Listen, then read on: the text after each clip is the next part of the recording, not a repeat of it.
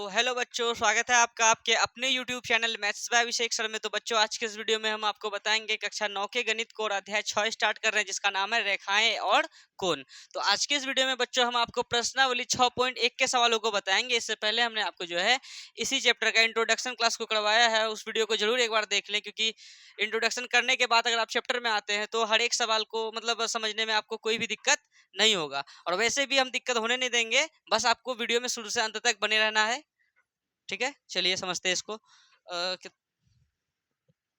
Turn तो था, ये फंस गया है कहीं क्या? ठीक है, चलो। प्रश्न एक क्या कह रहा है कि आकृति 6.13 में, ठीक है, यहाँ देखा है आकृति 6.13 मतलब इस आकृति में यहाँ बोल रहा है आकृति उतना में रेखाएं ए बी और सी डी, रेखाएं ए बी और सी डी। ये जो ए बी देख रहा है ना आयुष, ये क्या है? रेखा ए बी है।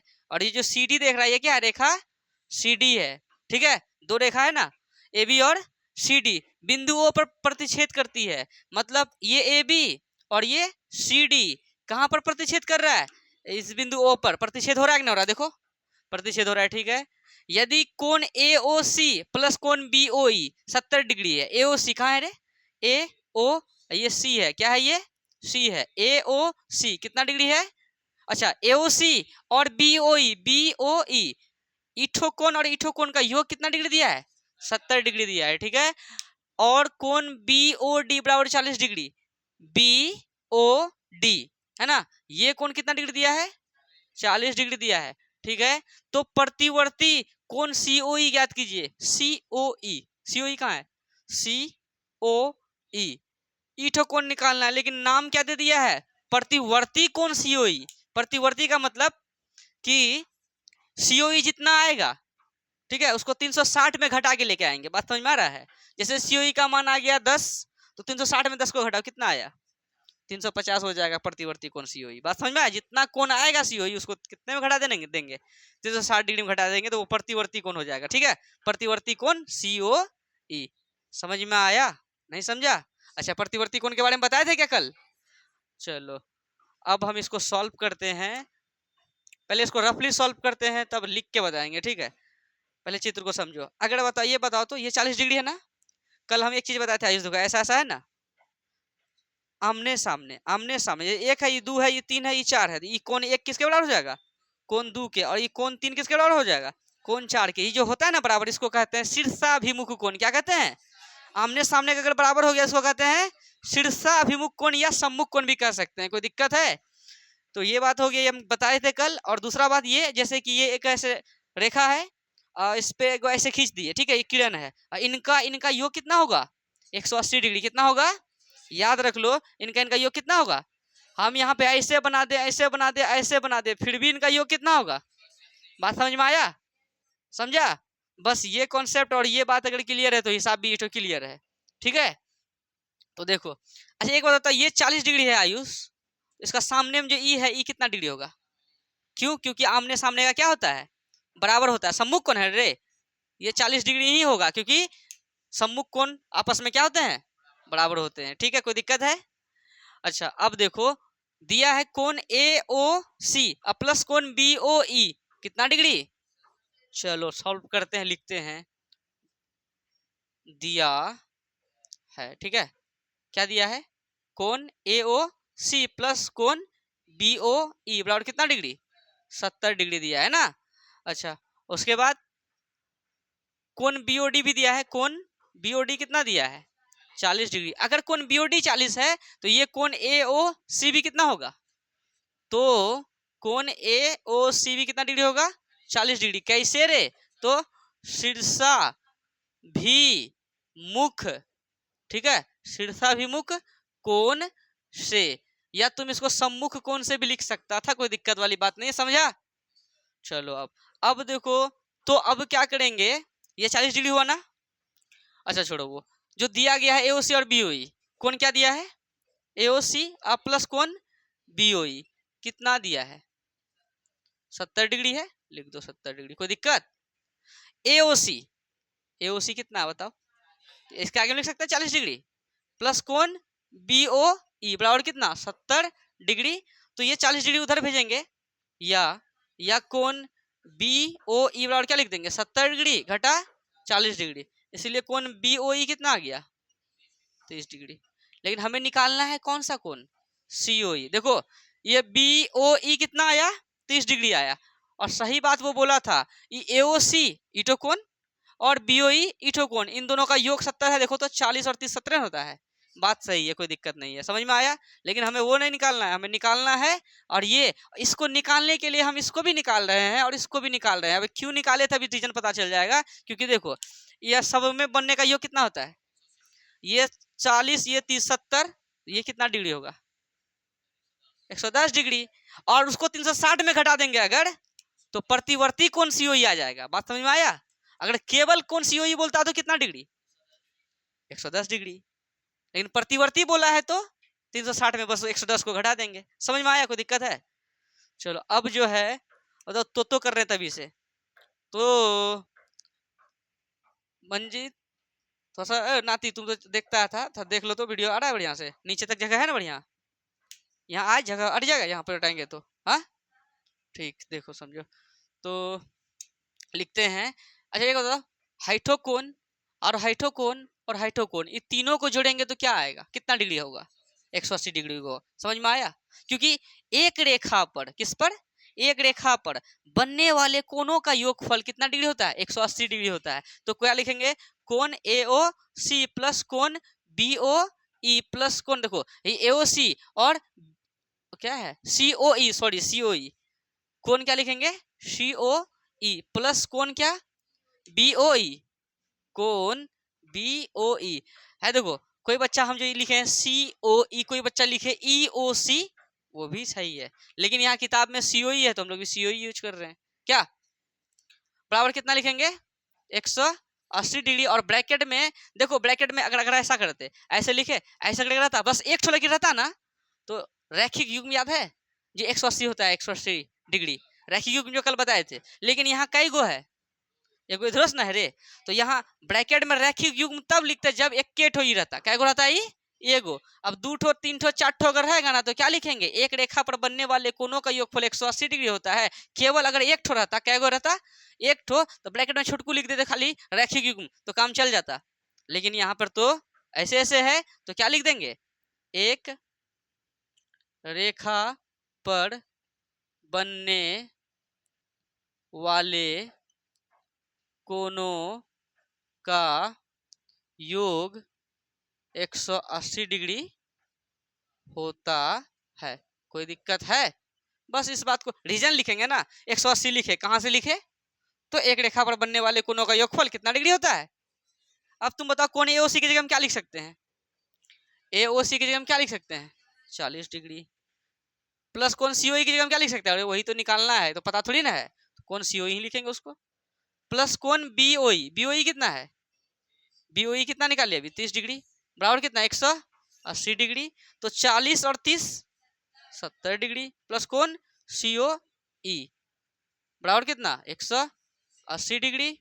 अब देखो या कोण COE नाती देखो बन रहा कि नहीं, तो आ रहा कि ना फ्रेम में, मैंने 70 डिग्री प्लस का 70 को 10 माइनस का 70 होगा ना रे, इसीलिए कोण COE कितना डिग्री आ गया, देखो 180 में 70 घटाएंगे तो 110 डिग्री। नाती देखो आया,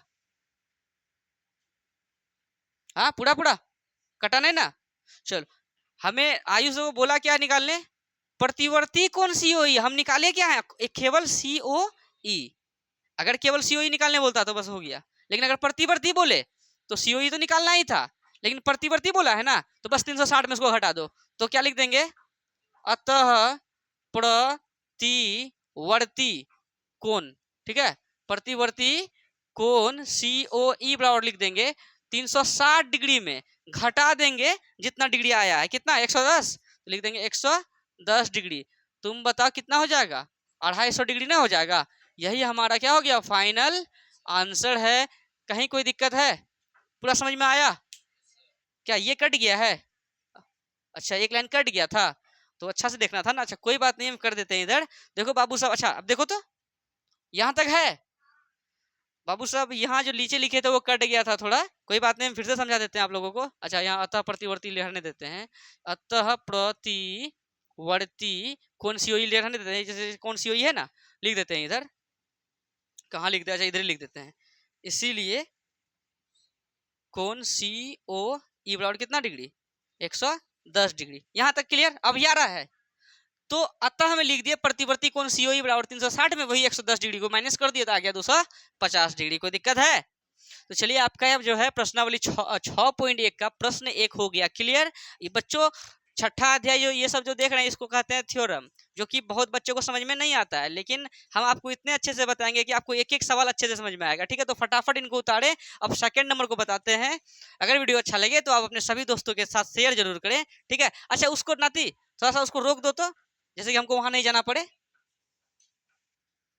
तो बच्चों अब जो है देखिए दूसरे नंबर के सवाल को। तो दूसरा नंबर क्या कह रहा है, आकृति 6.14 में ये जो आकृति है ना ये 6.14 है। ठीक है, रेखाएं एक्स वाई और एम एन, एक्स वाई देखो एक्स वाई है, रेखा है ये एक्स वाई, और ये जो एम एन देख रहा है ये भी क्या है, रेखा है। यहाँ बोल रहा है रेखाएं एक्स वाई और एम एन जो है ना बिंदु ओ पर प्रतिच्छेद करती है। किस पर प्रतिच्छेद करती है, बिंदु ओ पर। देखो यहाँ ओ है, जैसे पिछला सवाल नहीं था, यहाँ एक्स वाई और एम एन ओ बिंदु पर क्या कर रही है, प्रतिच्छेद कर रही है, प्रतिच्छेद करती है। या ओ बिंदु लिखा हुआ है कि नहीं किताब में, लिखा हुआ है ना, प्रतिच्छेद करती है। यदि कोण पी ओ वाई कितना डिग्री है, 90 डिग्री। पी ओ वाई कहाँ है बताओ तो, पी ओ वाई, या इसको भी लिख सकता था वाई ओ पी, समझा। कितना डिग्री दिया है ये, 90 डिग्री। ये जो है जो ऐसे बनाया है ना ये कितना डिग्री है, 90 डिग्री है। ठीक है, और ए अनुपात बी कितना है, 2:3 है जो है ना, ए और बी अनुपात में दिया है कितने का, 2:3 का। तो क्या निकालिए, सी ज्ञात कीजिए। ये जो सी है ना ये सी कितना होगा वो निकालिए। कोई दिक्कत है? अब एक बात बताओ, जैसे कि ऐसे कट मार रहा है, ऐसे कट मार रहा है, यहाँ पे सी है, क्या है यहाँ पे सी है। तो अगर यहाँ पे जितना रहेगा उतना ही कितना हो, क्या होगा, क्योंकि शीर्षाभिमुख कोण से हाई जो कोण है इस कोण के क्या होगा, आमने सामने वाला बराबर होता है। अगर यहाँ 90 लिखा हुआ है तो सी भी कितना होगा, तो यहाँ सी है, बोलो इसका सामने में कौन है, केवल 90 नहीं, और ये भी तो है। बात समझ रहा है?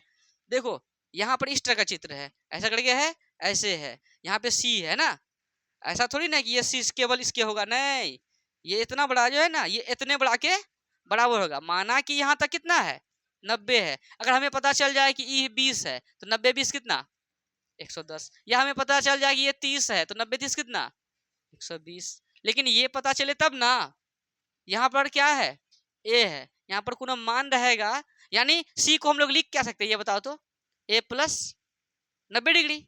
और ए का मान अगर ज्ञात कर ले, ए का मान ज्ञात कर ले, एक जगह ए का मान रख देंगे, 30 से मान के चलिए, प्लस 90 90 30 कितना, 120। तो सी का कितना मान आ गया, 120 आ गया। समझ में आया, नहीं समझा? तो यही चीज है, लेकिन ए आएगा कैसे वो समझाते हैं अभी। देखो जब भी तुमको अनुपात वाला हिसाब मिलेगा ना उसमें मानना पड़ेगा, अनुपात वाला जब भी हिसाब मिलेगा ना उसको मानना पड़ेगा। ठीक है, जैसे यहाँ ए और बी है ना, माना कि देखो, माना कि ए बराबर है ना, ए बराबर जैसे 2 है ना, लिखते हैं 2x।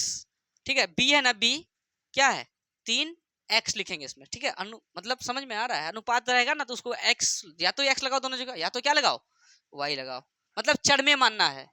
ऐसा करने से क्या होगा, देखो 2x बटे हाँ कुछ भी 3x लिख देते हैं, ये x खत्म हो जाएगा। 2/3 का क्या मतलब, 2:3 अंडे, मतलब इसको आजादी दिला रहे हैं। समझ में आ रहा है, इसको जकड़ के रखा है। कोई दिक्कत?